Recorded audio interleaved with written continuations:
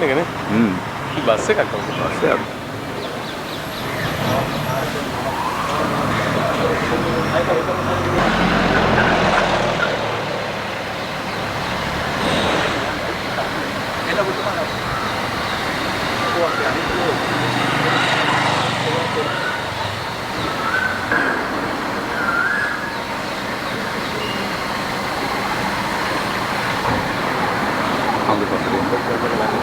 Hari.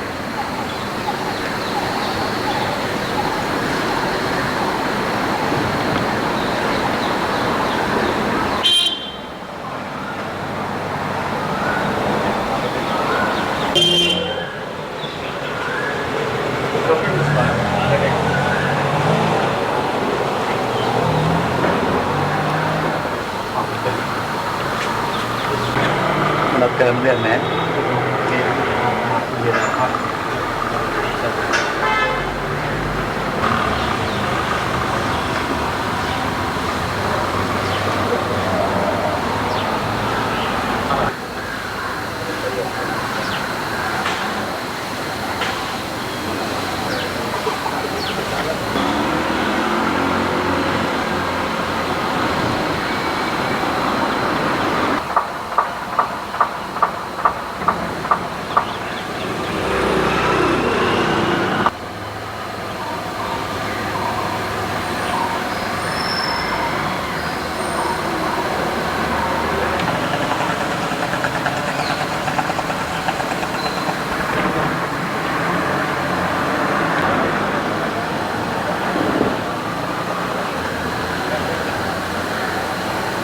අද අපි ඕස්ට්‍රේලියානු මහ කොමසාරිස් කාර්යාලයට ආවා. ඒකට හේතුව තමයි අපිට පහුගිය අවුරුදු ගානාවක් තුල සුදා එහෙම නැත්නම් සුදන්ත තිලකසිරි කියන උන්නැහේ අපිට කරපු අපහාස මම හිතන්නේ වීඩියෝ 20 ගාණක් තිබ්බා. ඒවා අපි ඔක්කොම කාලයක් තිස්සේ එකතු කරලා අපි කොළඹ අධිකරණයේ නඩුවක් පැවරුවා. මේක හිතාමතාම කාගේ හරි සහයෝගය ඇතුව සිදු කරන අපහාසයක් බවට නඩුවක් පැවරුවා. මේ නඩුව විභාග කරපු අපේ අධිකරණයේ විසින් අපට යුක්ති සහගත තීන්දුවක් ලබා දුන්නා. ඒ අදාළ වීඩියෝ පටය තහනම් කරන්න කියලා අධිකරණයේ විසින් ඉන්ජන්ෂන් ඕඩර් එකක් තහනම් නියෝගයක් ලබා දුන්නා. ඒ තහනම් නියෝගය මං හිතන්නේ මැයි මාසේ අන්තිම දක්වා දැනට දික් කරලා තියෙනවා. ඊට පස්සේ මෙයා කළේ ඒ තහනම් කරපු වීඩියෝ එක නැවත බලෙන් ප්‍රචාරය කරා. දැන් අපි අපේ නීතිඥ මැතිතුමන්ලට උපදෙස් දීලා තියෙනවා. ඒක අධිකරණයට අපහාස කිරීමක්. අධිකරණය එපා කියපු දෙයක් නැවත එයා බලෙන් එයාගේ බලය පාවිච්චි කළා. ඒ වීඩියෝ නැවත දාලා තිබ්බා. දැන් අපි ඒ සියලු තොරතුරු එකතු කරගෙන අපි ඒක දැනුම් දුන්නා නීතිඥ මහතුරුන්ට අදාළ නඩුවක් නැවත වාරයක් අධිකරණයට ගොනු කරන ලෙස අධිකරණයට අපහාස කිරීමේ නඩුවක්. මේ සියලු තොරතුරුත් එක්ක අපි උමන්දාව මගින් කරන ජාතික මෙහෙවර රටේ සිදු කරන ජාතික වැඩ මේ සියල්ලත් එක්ක අද අපි ඕස්ට්‍රේලියානු මහ කොමසාරිස් කාර්යාලයට පැමිණිලි කරා. මේ පුද්ගලයා රැකවරණය ලබා ගන්න ඕස්ට්‍රේලියාවේ. ලංකාවේ ඉන්න මිනිස්සුන්ට වැදගත් මිනිස්සුන්ට හාමුදුරුවරුන්ට හැමෝටම කාගෙන් හරි සල්ලි අරගෙන නැත්තම් කාගේ හරි උදව් උපකාර ඇතුව නිර්දය ලෙස මඩ ගහනවා. ඉතින් මේ මඩ ගැහිීමට අපි උත්තර විවිධාකාර විවිධ ක්‍රම ඔස්සේ හෙව්වා. දැන් අධිකරණයට ගියා. ඒකට දේවාලවලට ගියා. දෙවියන්ට කිව්වා. ඔන්න අද තවත් අපි අලුත් පියවරක් පටන් ගත්තා. ඒ තමයි අපි ඕස්ට්‍රේලියානු මහ කොමසාරිස් කාර්යාලයට පැමිණිලි කළා කිව්වා. මේ පුද්ගලයා මේ තියෙන ජරා වැඩ කළා මිනිස්සුන්ට අපහාස කළා ඕස්ට්‍රේලියාවට පනිනවා. මේ මිනිස්සුගෙන් බේරෙන්න. මෙයාගේ තිප්පොළ එහෙ. මෙයා මෙහෙ තමයි මෙයාගේ සූදුව. මෙයාගේ ගෙදර තියෙන්නේ එහෙ. මේක කරන්න දෙන්න එපා කියලා අපි අවශ්‍ය නීතිමය කටයුතු සියල්ලත් එක්ක අද අපි ඕස්ට්‍රේලියානු මහ කොමසාරිස් කාර්යාලයට අවශ්‍ය සියලුම තොරතුරුත් එක්ක දැන්වීමක් සිදු කළා. දැන් ඒ ඔය කියන පුද්ගලයා ඕස්ට්‍රේලියාව සහ ශ්‍රී ලංකාවේ ද්විත්ව පුරවැසිභාවයේ තියෙන කෙනෙක්.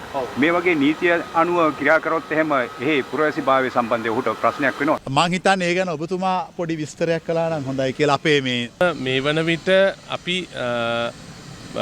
අපරාධ පරීක්ෂණ දෙපාර්තමේන්තුවට පැමිණිල්ල කළා තියෙනවා මේ අපහාසාත්මක ප්‍රකාශ නිකුත් කිරීම සම්බන්ධයෙන්. ඒකට හේතුනේ ඩිල්කා සමන්මලී මාධ්‍යවේදිනියට කරපු අපහාස. දැන් බලනකොට එතුමියට විතරක් නෙමෙයි ගරු සංඝරත්නයට පවා අපහාසාත්මක ප්‍රකාශ නිකුත් කරලා තියෙනවා. ඒ අපහාසාත්මක ප්‍රකාශ වලින් ඔහු යම් වීවර්ස්ලා ගන්න වැඩි කරන යම් ගානක් උපයන බවයි අපිට පේන්නේ. එතකොට ඒකේ පරමාර්ථයත් ඒකම තමයි මම හිතන්නේ. ඉතින් අපි අපරාධ පරීක්ෂණ දෙපාර්තමේන්තුවට පැමිණිලි කරා. එහි ඔන්ලයින් ඇක්ට් එක යටතේ අලුත් 2024 පැන වූ මාර්ගගත ක්‍රමවේදය පිළිබඳ සුරක්ෂිතතා පනත යටතේ කටයුතු කරයි අපරාධ වරදක් වශයෙන්.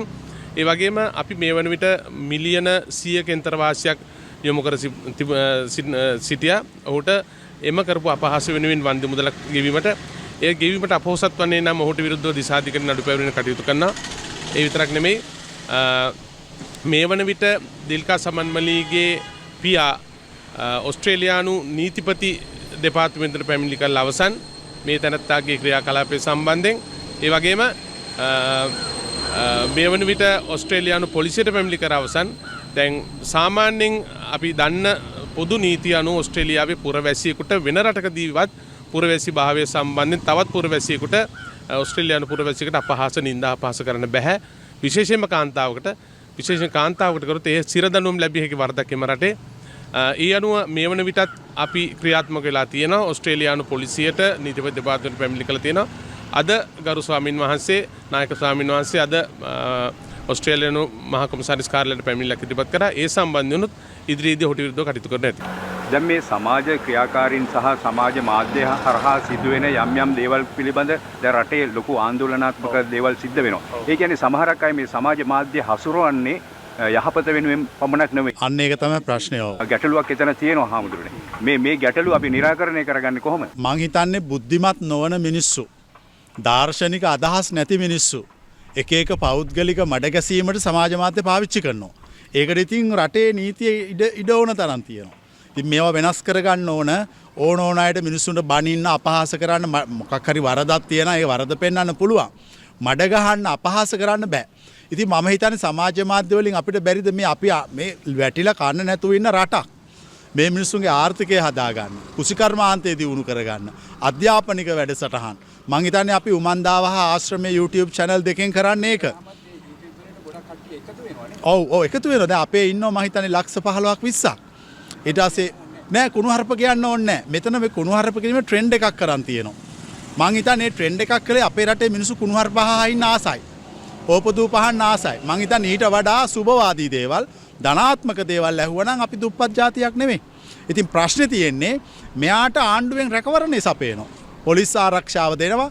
මට ඇහුණා දවසක් කියනවා ජනාධිපතිතුමත් එක්ක පැය දෙකක් කතා කරනවා කියලා. ජනාධිපතිවරයෙක් එක්ක පැය දෙකක් කතා කරාම මේ මිනිස්සු එළියට ඇවිල්ලා ඩොලර් බිලියන ගානක ප්‍රොජෙක්ට් එකක් එපා ක්‍රියාත්මක කරන්න. ඒ වුණාට අපේ රටේ ජනාධිපතිතුමා කතා කරලා ඉවරලා එළියට ඇවිල්ලා පැය ගානක් ක්‍රියාත්මක වෙන්නේ කොහෙවත් ඉන්නේ උන් අල්ලන් මඩ ගහනවා. දැන් ඒතකොට මේ වගේ දේශපාලන වශයෙන් යම් කිසි හයියක් ලැබුණාම ඒ පුද්ගලයා කන්ට්‍රෝල් කරගන්න බැරි වෙනවා. දේශපාලන වශයෙන් හයි අරගෙන ඒ පුද්ගලයා කන්ට්‍රෝල් කරන්න බැරි නම් ඒ නායකයාට කොන්ද බන නැහැ. අපි වගේ හිටියනම් බලන්න තිබ්බා. දැන් නීතිය ක්‍රියාත්මක වෙයි කියලා ඔබ වහන්සේ නීතිය ක්‍රියාත්මක වෙනවද නැද්ද කියන එක අපි බලමු. දැනට අපිට අධිකරණයේ යම් සහනයක් ලැබිලා තියෙනවා. ඔබතුමා චුට්ටක් නඩු අංකේ මොකක්ද ඒකේ මේ 135/26 කියන නඩුව යටතේ අපි නීතිමය සහනය බලාපොරොත්තු වෙනවා. ඊට වඩා මම හිතන්නේ ඕස්ට්‍රේලියාව පැත්තෙන් මේක අපි ලොකුවට ගෙනියන්න බෑ. මමත් යන ඕස්ට්‍රේලියාවට.